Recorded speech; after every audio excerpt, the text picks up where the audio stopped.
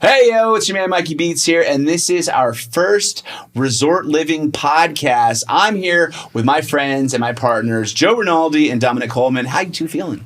I feel great. Is that for sure the name?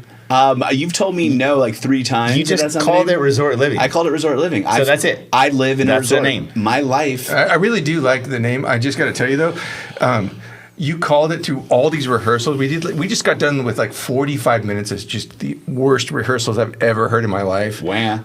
Yeah, thank you. You're right. And I should do better. But the names that you called the podcast before you got to the right name? Yeah. Oh, my goodness. Oh, yeah, like Bayfest podcast? Right. Jeez. Right. Google. Heard of that? Yeah, that's true.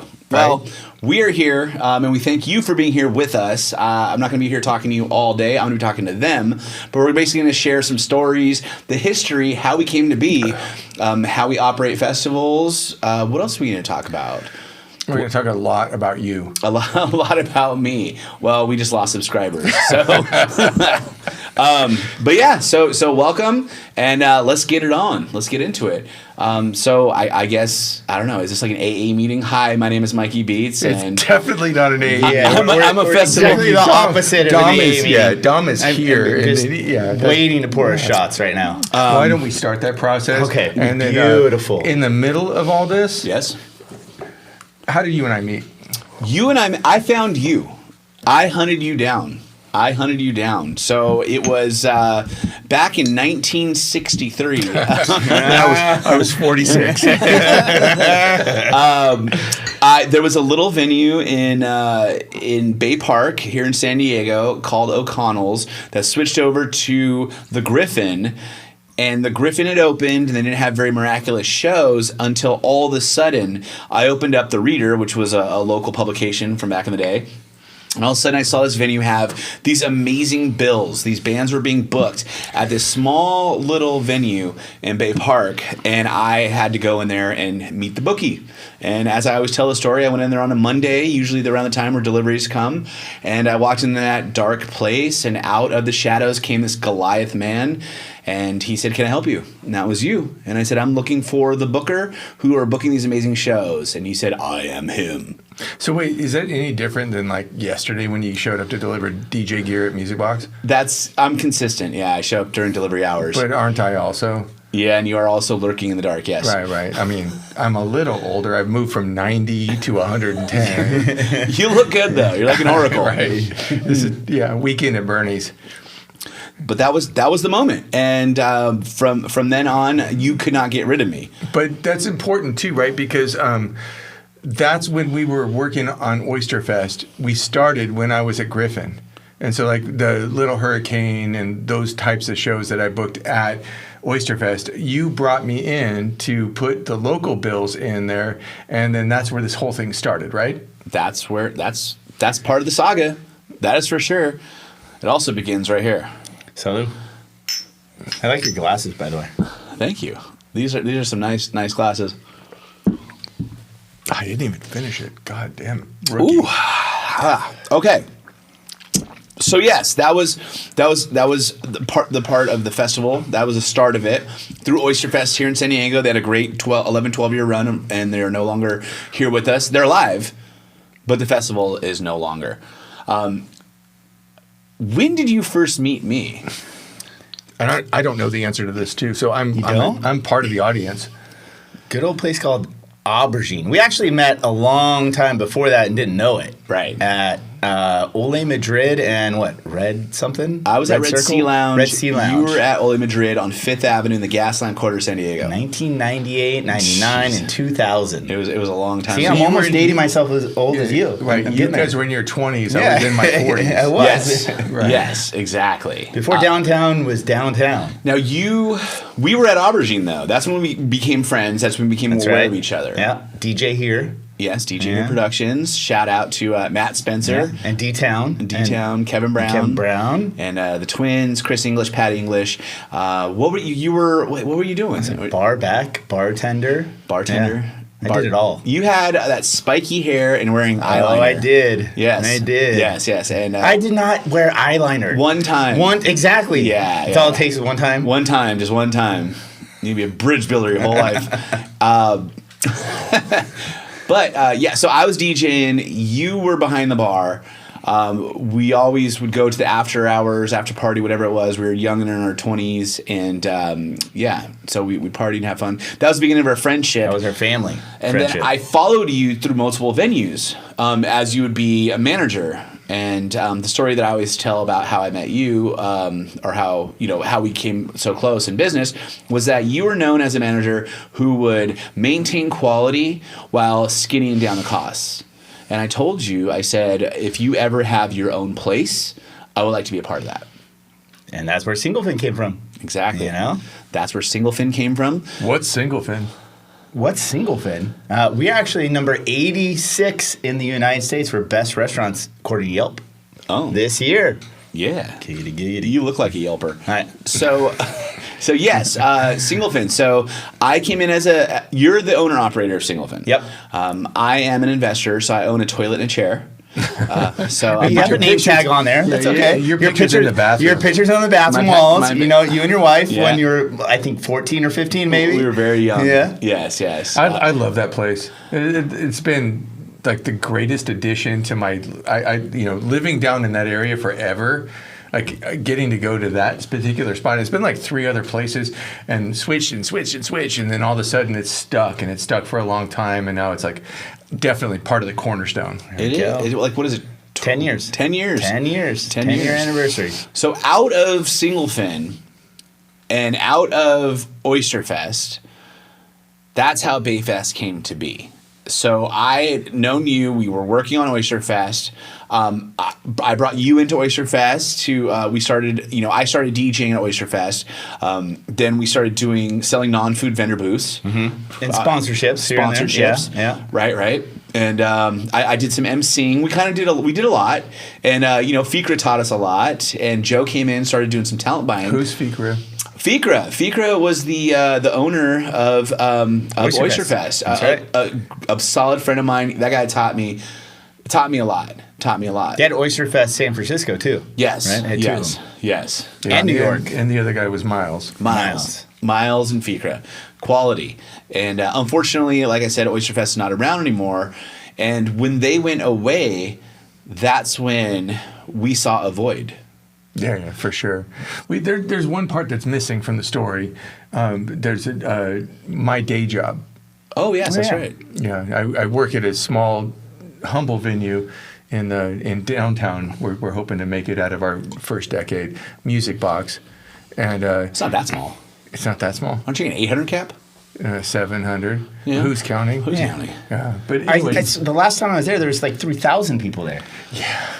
right? Yeah, us and Yachtly Crew. Yachtly Crew, that's right. Yeah. Right, we're gonna do that again in September. That was awesome. The last time I was there was like 2 days ago. I'm there frequently. I'm surprised your staff still lets me in. Do you have a name tag on there as well? On a seat? No, I definitely have a few scars from that place, and I probably Let's talk about chips and paint. That is on my list. Let me see my list. That time kicked out of Music Box. I kicked myself out, and that was opening day for the That's Padres. not exactly what happened, but sure. Yeah, I got escorted out politely. Did you really? Politely, How come I've never heard about this? they cared about me. It's personal. Yeah. But Also, It's Whatever no you- longer personal. We're here with the world. whatever you do, don't put that on a podcast. Yeah. Anyway, that's neither here nor there. Oh, okay. We But just to draw a comparison, Yeah. that time we got off the fishing boat and we couldn't walk. Oh, you couldn't walk. Oh, you had to get was that carried out. There was you a go. version of that. There you His go. opening day a few years back, and starring Mikey, and he did get like they kind of walk out where there's hands on sides to be sure that the walkout occurs. Like that happens. Oh, he knows Blackout Mikey. Oh yeah. Oh yeah. Oh yeah. Oh, cross-eyed. Oh, yeah. All day drinking. Yeah. And I did almost have a repeat because I did on this last pass opening day end up at Right. Music Box. Right. At Well, Music Box. we're here for it. I lost my shirt, literally. I heard you found your shirt. I did find my shirt, No, so I bought. found his shirt. I was there for the band. What's that band called? Oregon. Oregon. But I didn't want to say it because I usually not say it correctly. But it was a great show. Anyway, I lost their shirt, Oregon's shirt. I bought it. I always buy a shirt for the shows I go out, Let that be a lesson. Make sure you buy merch from whatever band it is you're going to see. Just buy merch. Buy a shirt. And I lost a shirt. You didn't hear the story, right? I did not know. Yeah, so I bought the merch shirt and misplaced it, and then a couple days later, Joe says, "I have a present for you. Here is a shirt in your size from the band that you like." Oh, For just your coincidentally. birthday. No, for his birthday too. Yeah, like, All right. Coincidentally, he gave me my shirt back, and he didn't know that was my shirt. Am I right or am I right?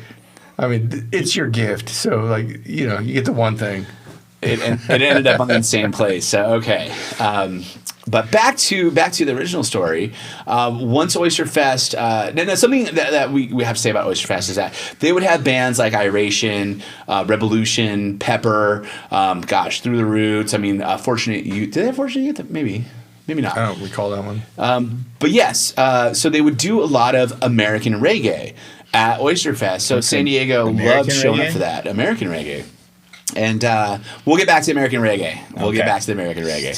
Just gloss over that. Yeah, but we'll get back. We're just planting a seed right now. So when they left, there was another festival that stepped up in what was it, 2018. There was Beer X by Nightwind X featuring Slightly Stupid, Stick Figure, and Pepper at Waterfront Park. And that was the year that Oyster Fest had not come to San Diego. And I was standing on that stage during Stick Figure's set, looking out over the sea of people, and I said to myself, "We can do this." And that's when I called you, and I called you next, and I said, "Let's go. Let's go. Let's create it. Let's do it now." And we got the land over at the Port of San Diego, the old spot where Oyster Fest was, because we're very familiar with that place. And then Joe pulled a rabbit out of his hat and landed some of the best possible talent we could have for our first festival. For first year, yep. First year festival, and that band was Slightly Stupid. But, I mean, that's just how you book, right? That's what I was trying to explain. Go big or go home. I was trying to explain to Dom, like, hey, we have two options here. We could try to like build a rocket ship and put a whole bunch of small bands in and hope it works out, or you just go get a band that solves all your problems and makes the thing work. Yeah, no foreplay, straight to anal. Oh, goodness. Uh-oh. Not the restaurant. There's the blurb. But correct, though. But you booked Slightly Stupid. That was our first festival in the driver's seat. And you booked Slightly Stupid, and we sold out our first year, 2019. The first San Diego Bayfest. And the rest is just kind of lined up. As cliche as it sounds, the rest is history, I guess. I mean... I don't know about lined up. I don't know about lined up. Yeah, we kind of made it line up there, buddy. Well, the Cliff Notes version. Yeah, the Cliff Notes. Okay. No, we have an hour, so there's no Cliff Notes. There's something called COVID that happened in the middle there. There's, there's lots of things that happen. The one thing I've learned in Bayfest is like not a single year lined up. Like you had to go make your breaks in every year, because right after 2019, it was the COVID break where we had Stick Figure booked for 2020. We announced Stick Figure for 2020. Yeah. And it was all set, and let's just say it cost quite a bit less to have Stick Figure in 2020 than when we wound up getting that show to play through in 2024. Right? Yep. So then got to take a year off, and then we had to go navigate how to get a year back on. And so not only did we have to get a year back on, then we had to go book talent. So then we booked talent. So then we booked the talent, and then the port took the venue away. We lost our venue in the middle of all that. The most beautiful venue ever, too. In 2021. We had Dirty Heads and Sublime booked on separate days at the port at Embarcadero for 2021, and then the port called and said, "Oh, I don't want that money, that business, that anything. So then you'll have to go find something else." So then I recall I was trying to go about my day in a normal fashion, and I got a phone call from you saying, "Hey, slight change of plans. We have no spot." Right, and so then we had to go, figure out Waterfront Park, and then have to go back to the artist and say, "Oh, by the way, how do you feel about playing together?" Right? Those are never easy conversations. Right. Those are never like, "Oh, it sounds great. Where do I sign?" is not what they say ever. Right. Right. And I got a couple calls from some people in regards to that show that I would only characterize as out of The Godfather. Like, "I'm going to do this thing for you. but I'm going to call you back one day and you're going to say yes to it. You owe me. Those are the kinds of calls I got when I had to go back to them and say, well, COVID and this, that, but we're going to have to come by. They're like, I'm going to do this one time. Oh, my goodness. Well, at that time, it was 2021. Maybe was it early 2021? Maybe January when you're having these conversations? No. Unfortunately for me, it was like March, April, like right up into it. Right up into it. Like that's when we're like, oh, yeah. Because our friends, to remain nameless, at the port, we're like, yeah, it's going to go. And the governor's going to open and we're going to do fine. And then at the very last second, they're like, hey, I checked my watch. And like, hey, can you do something else? Yeah. Like this stuff moves by itself. Right. And that's exactly what you do as a festival promoter. You figure it out. Roll with the punches. You roll with the punches. So which one of you got the booking at Waterfront? We got it together. Yeah, we walked in there together. Yeah. And basically, like, this is the most logical spot that we could do normally this. in a personal dynamic, I'm just going to warn you guys, like, one of you would have taken credit right there. No. And then the other one would have elbowed the other guy. Well, we come on. No, it was legit together. We walked in together at the same time. We went to the same meeting. Yeah. And that's kind of what defines a partnership, because normally somebody would have jumped in. I don't see That's how we are. That's how we are. Okay. That's how we are. So, okay, so in that respect, that's what I do in this business for us. Is I'm out there getting the permits. I'm talking to the city. I'm getting the You're our mayor. I'm the mayor, or the Bayfest mayor, the resort living mayor. That's I like that. Is that what we're calling this? Podcast? Resort living. Resort living mayor. I like being called a lobbyist now. I think that might be my future. Oh, all right. I kind of like now that. We'll go to lobbyist I now. talked to a lobbyist today, so yes. So we walked in there together, and again, this is 2021, and nothing is happening in California. And this is one of the most pivotal shows. Every show we do is pivotal. It's make it or break it. It's we're redlining the entire way through. This particular time was everything was shut down. We walked in there in masks. I mean, that's how psycho our lives were at that time. And they're like, yeah, okay, we'll take the park reservation. Let's go. And fast forward, should I tell a story how I usually tell it? I might. Yeah. Right? Okay. No, don't tell that story. Don't say that story. Why would I do that? But 2021 was psycho, because we were the first music festival during the COVID period in California to go.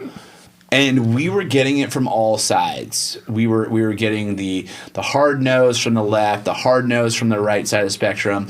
We're getting no's from the politicians, no's from vendors. So many rules to follow. It was this rule that changed to this rule, to this rule, to this rule. Masks on. You have to mask off, and mask test. on again, and then But that's got to be literally one of our proudest moments. Absolutely. 100%.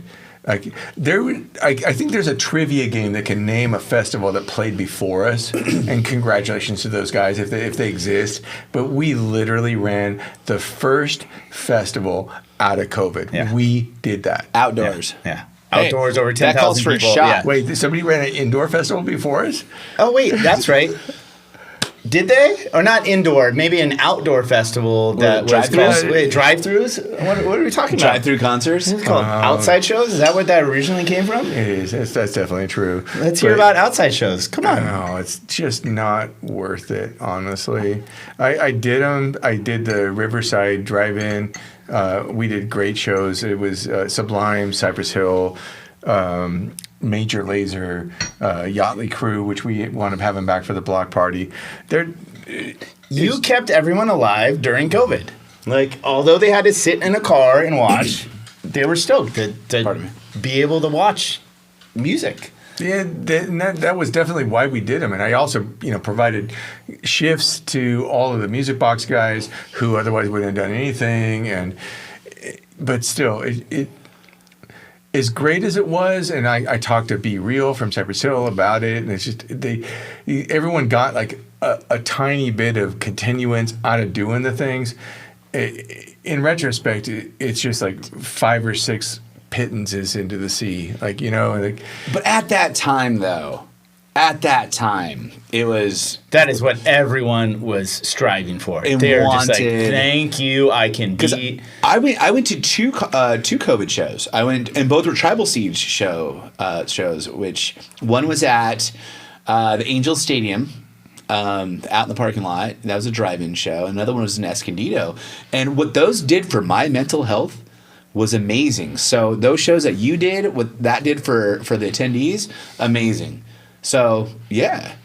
So yes. So I will take. Well, let's take those roses. Let's take those roses. We were talking about getting the Dirty Heads and Sublime show done and what they had done to the momentum for Bayfest, because we didn't have a second show, and then that was our second show, and then that thing just crushed. It was the second show out of everyone being locked up for 2 years, and it just absolutely was amazing. That's what everyone needed, to hear the songs you've heard from your 20s, in the 90s, from your 50s.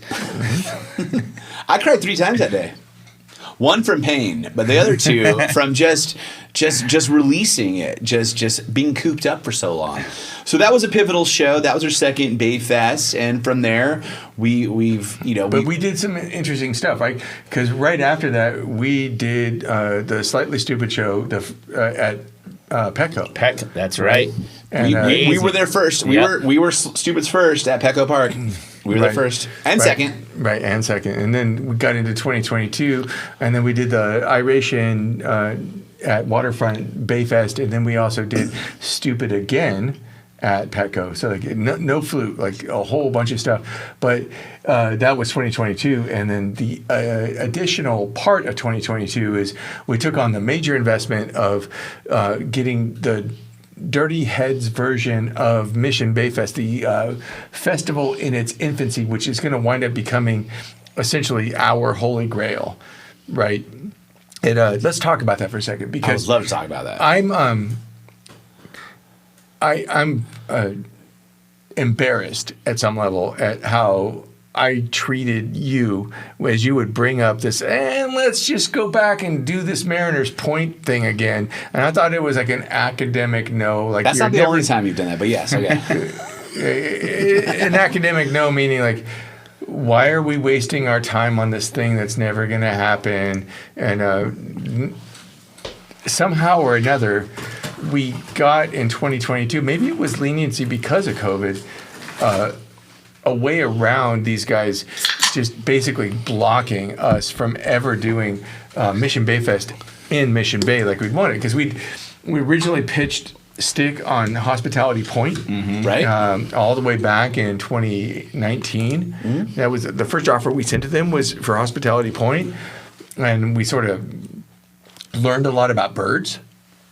Right? Oh, the California least tern, yes. Right. It's an amazing bird. We like the bird. Yeah, learned a lot about the community development group and everything. Basically, they didn't want us to do it there. They said, you're not having a festival here. And we learned a lot about a bait shop at the very head of the road that goes to Hospitality Point that has the power to say, well, that will never happen again. Mission Bay leaseholders, yep. Right. And I've actually talked to Bill Silva about this because he's had promoted some shows at Hospitality Point. You might have heard of. Bill Silva with Bill Silva Presents from San Diego? Or now Live Nation and Hollywood Bowl. Yeah, sure, that guy. But specifically, he's like, oh, yeah, so the bait shop guy's still killing those shows, huh? Apparently it's been going on for a second. Leaseholders. Right. But we got Mariners Point. We got Mariners Point, and then we took what we had with Dirty Heads, and we got the damn thing started. 2022. Oh yeah. Wow, broke ground. Just made it happen. I haven't seen anything before our first Mission Bay Fest. The last time I seen anything on any grounds anywhere in Mission Bay was the X Games? In the 90s? Well, in the 90s. The OMB thing. Yeah. OMBAC coming out. OMBAC did something every once in a while, but I'm talking about big. And the last big thing was the X Games, and I remember seeing a snowboard hill. I just remember coming the big kicker. And just seeing that and being like, man, that's so cool. And now that's our spot. That's our spot. That's my question, though. So OMB wasn't that big? Because I thought they had booked Pepper one of the years.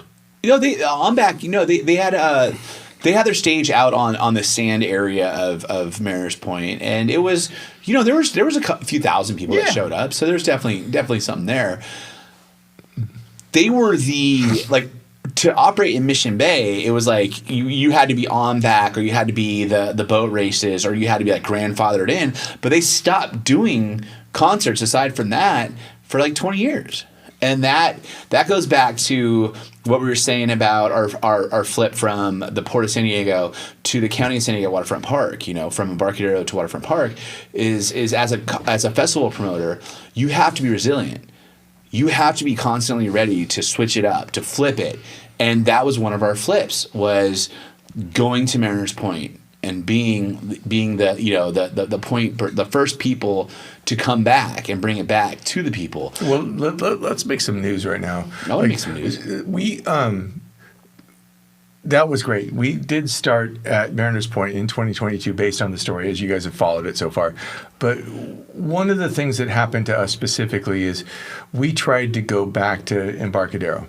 We tried to start doing business again in Embarcadero. We ran another festival called Bahia Fest, which, you know, newsflash, that means Bayfest in Spanish. Bahia. Right. And we ran it successfully also in 2019, Cultura Profetica, and we've continued to run shows like Dread Marai and Beach House and continue that legacy.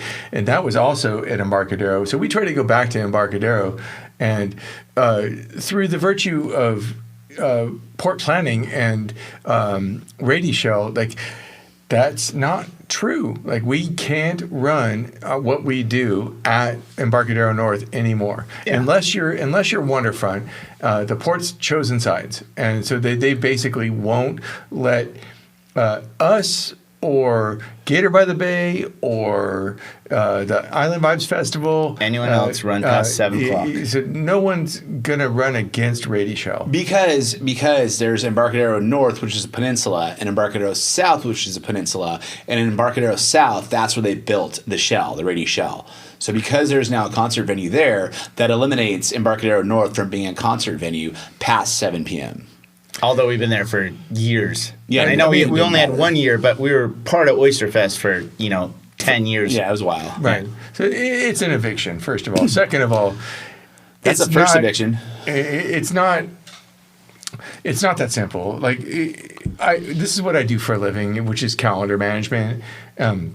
So unless Radio Shell is going to run 365 shows a year, they're basically just saying, don't book stuff there because I don't want to have to deal with it later. When in fact there's probably spaces, and those spaces could have had shows like Bahia Fest. I like it. Airing grievances. Let's go.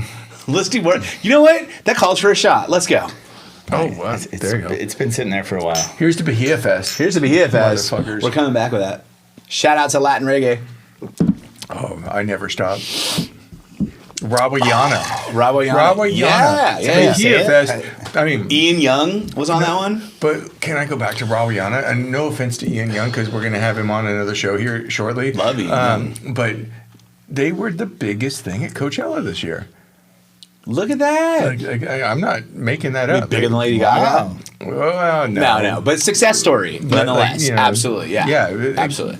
And they've done a show at Music Box as well in the interim and sold it out clean. And they're like, going to be an amphitheater effect, at this point. But yeah, that came out of Bahia Fest. That was there. They're from Venezuela, is it? I think so. Oh, yeah, South American for sure.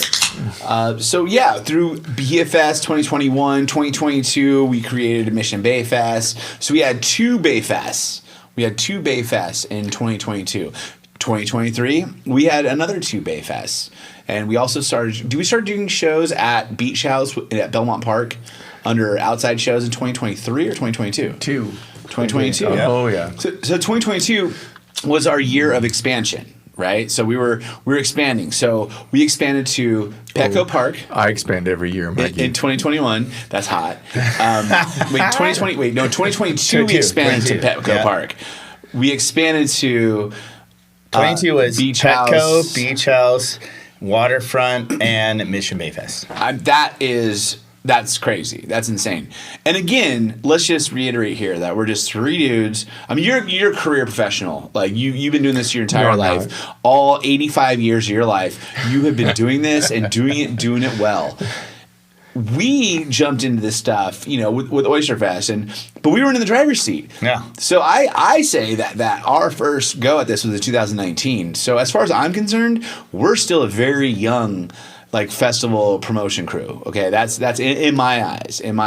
I would put a pin in that because I would love to have that same conversation as we reflect on what we got done last fall, because it definitely is at a different level at this point. That review stuff that I read about what you guys did with the operations of Mission Bayfest last fall, that's not people who were still new at it.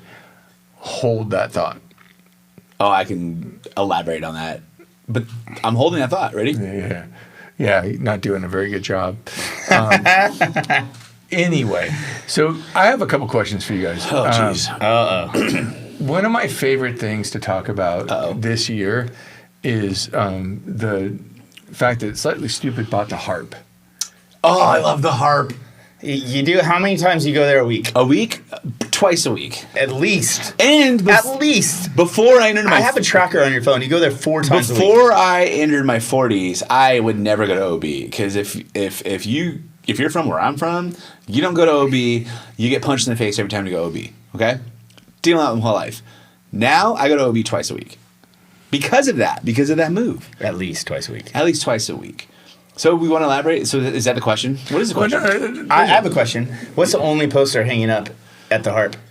Since then, there's been many more. Oh, not since then. Yeah. We're talking about a month. No, it's there. There's really? others now, yeah. What was the only poster hanging up at the harp? So Miles proudly put up their hologram image of the first Slightly Stupid show at Petco Park. Who did that? Which was promoted by us. That's right. Super stoked. I can go in the whole history of me and how much I love Slightly Stupid. Not for this episode. We'll save that till Miles or Kyle are in here.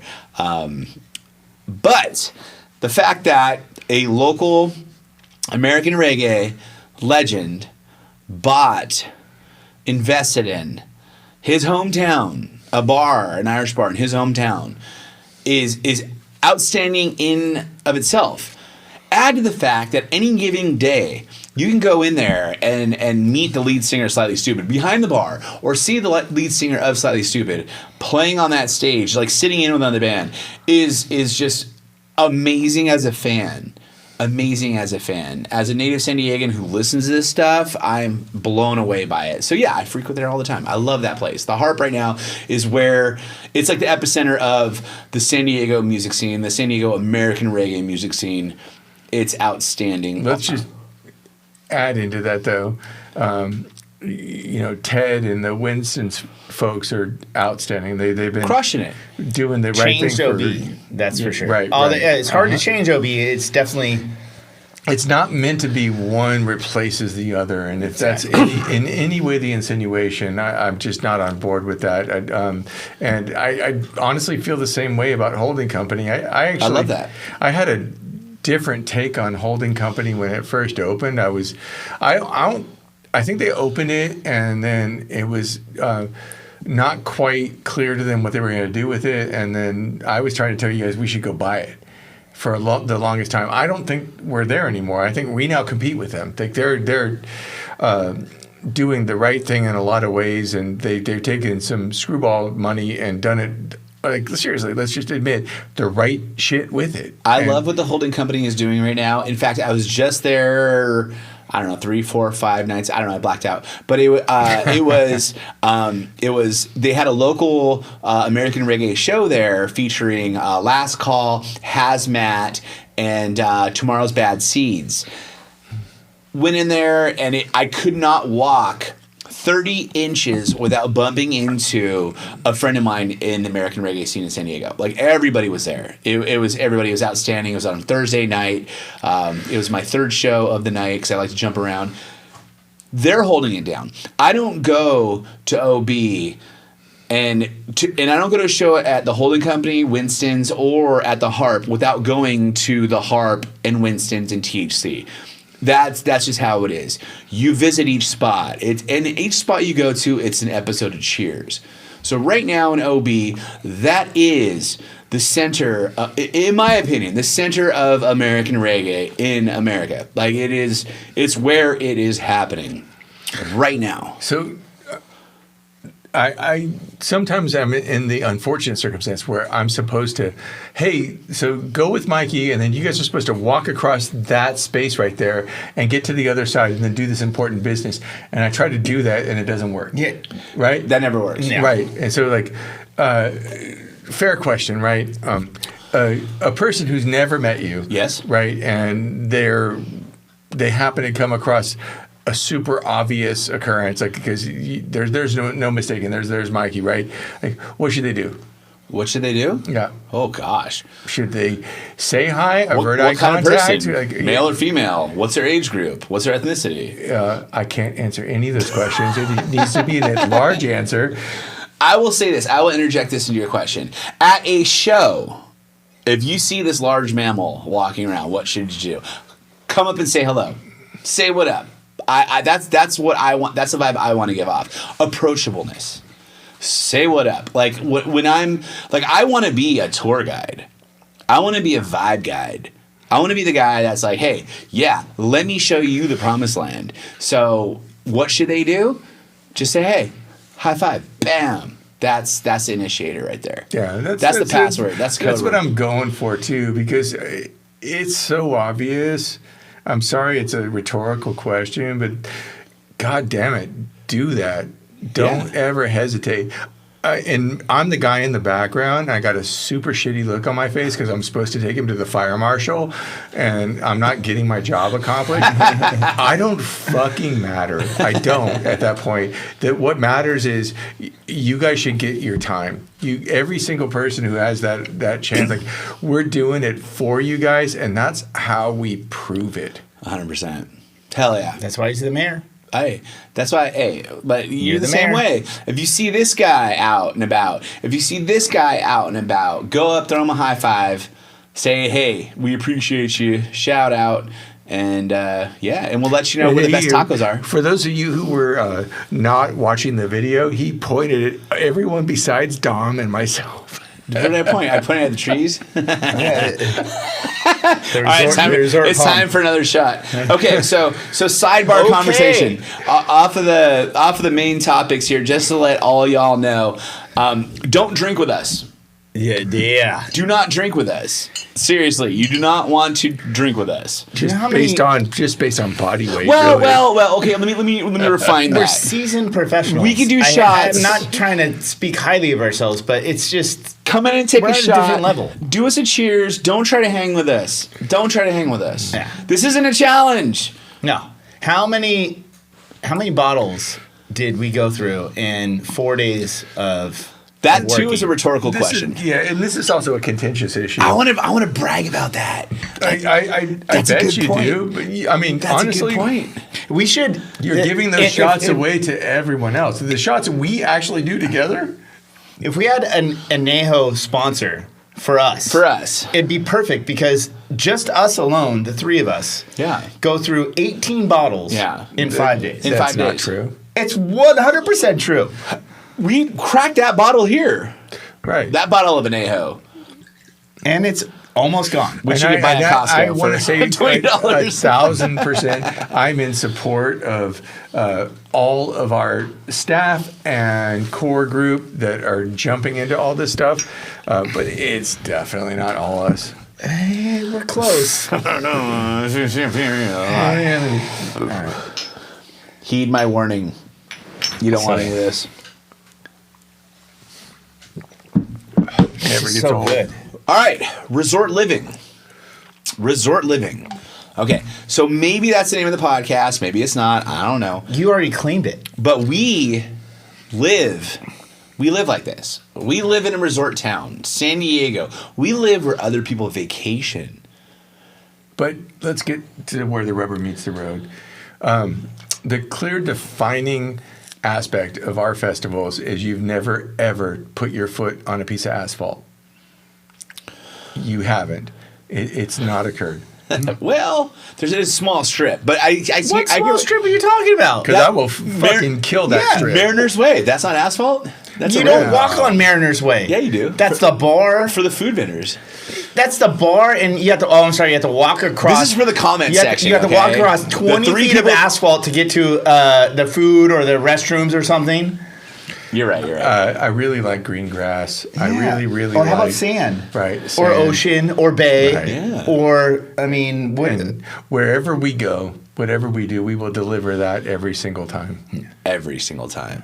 Yeah, it's part of our branding. We're not asphalt. We're not the hot concrete that you go see other festivals in.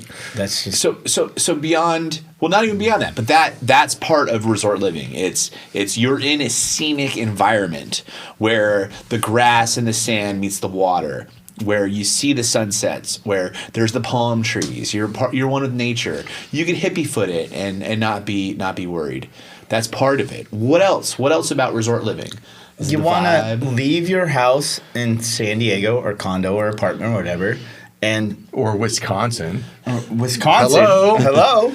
And still be in a hotel or a resort. Yeah. And that's exactly what we are. That's what we live by as San Diego, residents. Yeah. That's what we live by.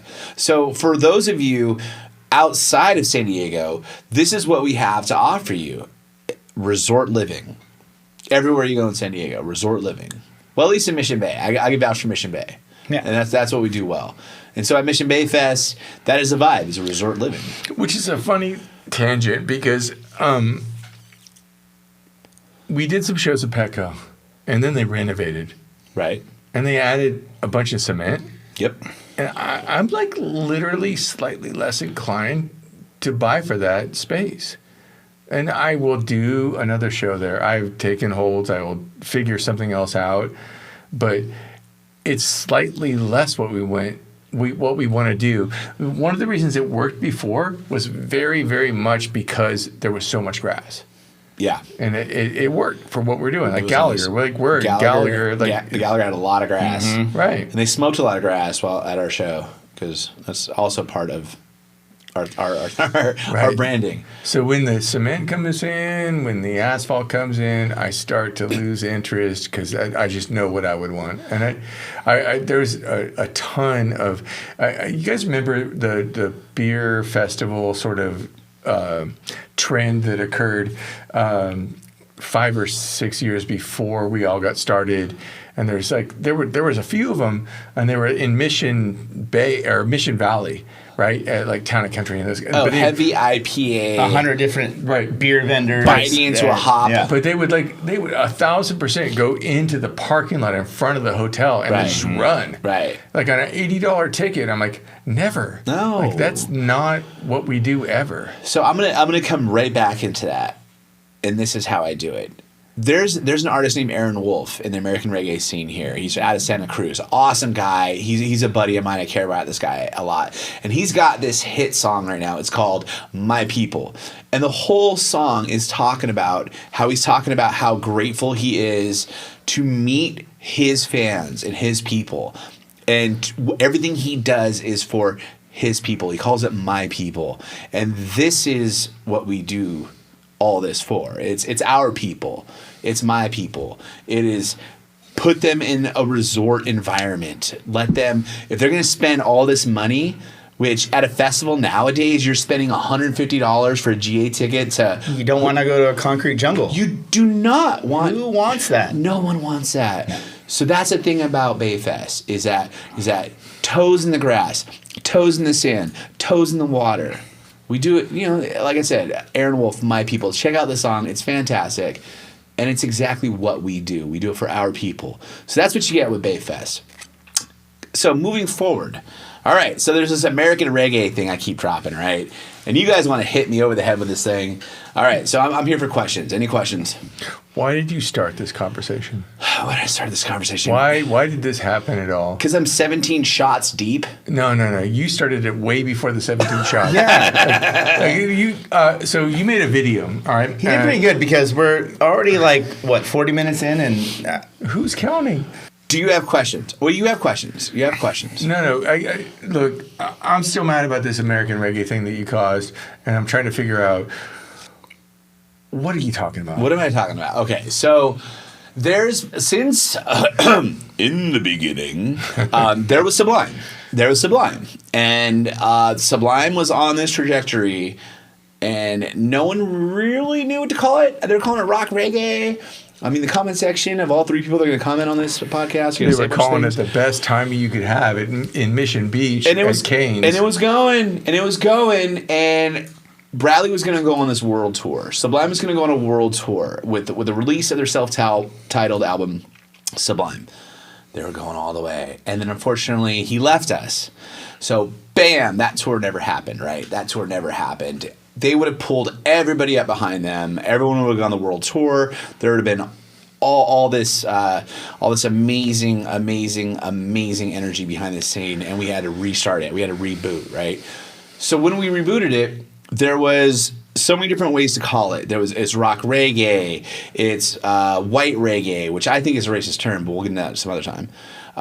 There's just so many different, it's Latin reggae, it's island reggae, it's this, it's that, it's all these things. And there's so many different terms that so many different people use, because you can't be from Ohio and say I'm a roots reggae band or I'm a reggae band, and let that stick, because you'll get something behind it. So my whole theory was, well, we're all Americans. Why don't we call it American reggae, which encompasses all of it? It's ska, it's punk, it's reggae, it's those Jamaican roots, it's the Hawaiians out there doing it. It's the Pacific Northwest, it's Florida, it's Massachusetts. It's a melting pot. It's all of us together, multiple genres of music under the umbrella of American reggae. Now, people agree with me, people don't agree with me, and that's fine. It's just what I call it. It's American reggae. It is just a melting pot, similar to our society here in America. It's a melting pot. So that's where I came up with it. Whether or not people buy into it, whether or not people care, not my business. So, all right, a couple questions. Number one, just a few. He's just got a few. Just a few questions. I like it. Defend yourself. I had never thought about the trajectory of Sublime in those terms, but I gotta completely agree with you that there was a Nirvana-esque thing happening, and he died right at the wrong moment. Right at the wrong moment. Right, and we don't know what that would have looked like, because you're making an insinuation that he would have lifted a lot of people behind him. And that would have been a very, very, very different landscape. There would have been a world tour. Right, and he wasn't Elvis Presley. Yeah. Because Elvis Presley never did a world tour, but hey. Right, not taking it that far. I'm just that's a really interesting take that I hadn't thought about. That he was making a movement that we maybe never realized in its infancy. The first wave of this reggae rock ska, a punk, that's. That, you know what I mean? It was right there. Honestly, not my problem with this whole thing. Okay, here we go. Here we go. Old man's coming in. Uh-oh. My problem with this whole thing is you've now saddled us with this concept that San Diego is the Kingston of American reggae. That is the Kingston, Jamaica of American reggae. I've said it before, and I'll say it again. San Diego is the Kingston, Jamaica of American reggae. I've practiced in front of a mirror. Did you notice that? I stand by that. Absolutely. I've correct me if I am wrong.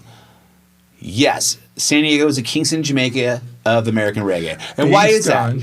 Based on, I'm going to say it, ticket sales. We sell, to my knowledge, more tickets to American reggae in San Diego than in any other market.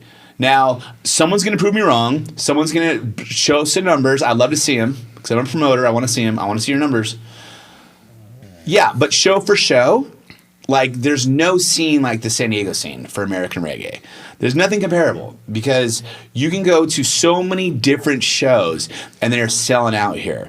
Let's break it down by market if you want. Like I'm not a statistician, but like I feel that this place sells more tickets. This place has more bands, more American reggae bands living here than anywhere else in America. Who do we have? Let's go down the list, and it's going to be an incomplete list. But first and foremost, we got Stick Figure. Who else lives here? Stupid. Slightly Stupid. Slightly Stupid. Duh. Who else lives here? Pepper. Up in Oceanside. I mean, I can keep going. Tribal Seeds. Thank you. We're talking like top of the chain here. Top of the bill. Let's go. So, beyond that, man, you go to local shows, small little $5 shows. You got 150 people, 200 people in the spot ready to go. On a Wednesday in OB at Winston's. Shout out to DJ Unite. I like it. I like that aspect the most. That folks are in this market, moving here, trying their hardest to get their foot in the door here because they think that this is where they're going to make their break. It makes the most sense in the world. It's just... Wait, can I jump on that one? How many bands have moved here from other markets? Okay. I think I just said that. I know, but how many have? I mean, let's name them. Okay, I shot Long Drink from Finland. Hey. By the way, obviously, Stick Figure amazing Smile. Oh yeah. Shout out to our sponsors, Smile. We tastes like appreciate a Cactus you. Cooler. Have you ever had a Cactus Cooler before? Tongue punching a Cactus Cooler. Hold on. Yeah. And Long Drink, that's gin based. There goes my nose. Now, to stay on topic, other bands that have moved here from out of town. DeBess. I fucking love DeBess. I do too. That's a great one. And there's something in the water in Massachusetts that produces awesome American reggae. Yeah, that's sort of my favorite part of this conversation is you spotting these guys who moved into town. Resonators out of Massachusetts. Right. Three people in the band, power band, phenomenal band. And the list goes on and on and on. People are moving to San Diego to play their American reggae. Okay? People fly to San Diego, and I call it American reggae tourism. This is a real thing. Not only do people fly here from whatever city for Mission Bayfest, but they fly here to go to the Harp in OB for their chance to meet Miles from Slightly Stupid. Right.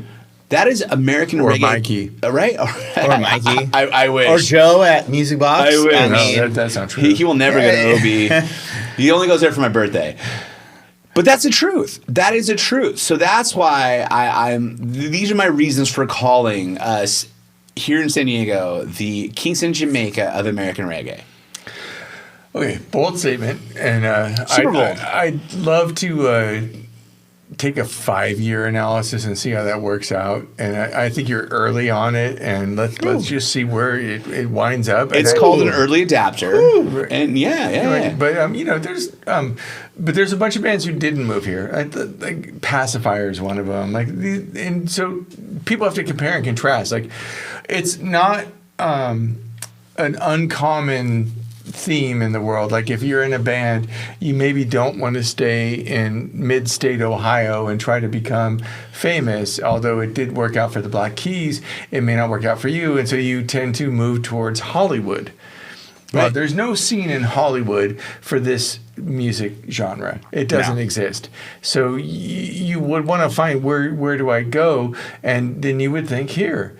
And I think you've got some merit there, that you'd want to be seen in this scene, and that it's a real food chain, and you could make a name for yourself if you're great at your art. And some bands have done it, some bands have not, and we'll see. Like, I really want to see a time capsule put on this idea. But it also, it feels presumptuous. I love that it's being made, but I'd also love to earn it out and see what happens. And at least the guy who made the statement is putting some investment into what it all means. And like, oh, by the way, I made the statement, and we're the, Kingston of American reggae. Oh, by the way, I'm, spending $1 or $2. Maybe a few Yo, more than $1. Hey, if you want to get paid, come to San Diego. Spending $1 or $2. I appreciate you, Joe, as my business partner for keeping me in check and humbling me like you do too all the fucking time. Never. Stay in my lane, right? Stay in my lane. Now, I'm going to go one step further and just say Jesus. that it Time, Freddie, time. It takes boldness. It takes boldness and a set of fucking rocks to do this shit. So yeah, I don't care, dude. Check out the hair, man. Call me the Don King as the promoter of American reggae. That's fine. It's bold, but it's happening right now. It is. It's the truth. I mean, you need a definition. That's the definition. That's it right there. That's it right there. And if you don't love America and you don't love reggae, get out of my way. Just get out of my way. Or give me a better definition. Yeah. Here, smoke some weed. You got to chill out, bro. I mean, honestly, the right way to think about this thing, and not at either one of yours expense, is great. Make a competing spot on the map. Maybe that spot on the map is Las Vegas or Sacramento or St. Pete in Florida, or St. Pete in Florida, or South Carolina, or wherever they've made all the competing reggae festivals. Shout out to Levitate in Massachusetts. Right. Yeah. Go do Respect your thing. all of them. Shout out to Monterey. Yeah, and all you really have to do is get bigger. Yeah. If you get bigger, you win. 100%. 100%. And the thing is I want to say that it's not a competition. It's unification, because if all of us boost, we all go. And if one of us makes it, we all make it. So yeah, shout out to all the rest of those scenes in America. But yeah, that's why it's called American reggae. American reggae. The whole vast majority. Yeah. And on that note, this has been a great 60 minutes in meeting the founders of Bayfest, and I can't wait to see what we're going to do for Chapter 2 of this. I appreciate that, but before you wrap this up, we need to wrap up this bottle in 1942. Oh, ding! He doesn't want to do it. See, it's almost time. We have to. Joe, I'm sorry. For the record, we all Ubered here for this podcast at Sleeping Giant Music Studio. Shout out to Freddie, a.k.a. Fresh One, the engineer behind the board. Right now, there's no boredom here, let me tell you. Smile and long drink. Oh, yeah. Oh, my gosh. Smile. I got shorted. We appreciate you. Not the first time. I've heard that today. Yo, shout out to the titties on my shot glass. Yeah. Salud. Salud. Next time.